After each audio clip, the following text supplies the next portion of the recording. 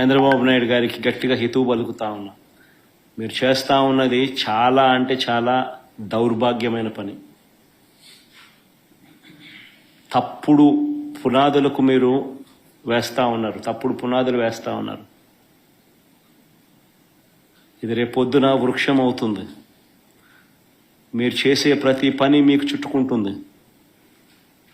మీరు గ్రామాలలో ఈరోజు మీరు తీసుకొచ్చే ఈ కక్షలు, కార్పణ్యాలు, ఈ మాదిరిగా చేయడాలు, దుర్మార్గాలు ఇవన్నీ కూడా రేపొద్దున మీకు చుట్టుకుంటాయి.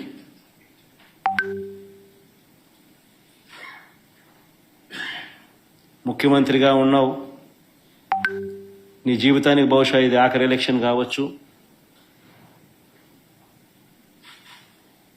రామకృష్ణ అని అనుకునే ఈ వయసులో కనీసం ఆ మాటలన్నా అనుకుంటే పుణ్యమన్నా వస్తుంది. ఈ మాదిరిగా చేస్తే నరకానికే పోతావు.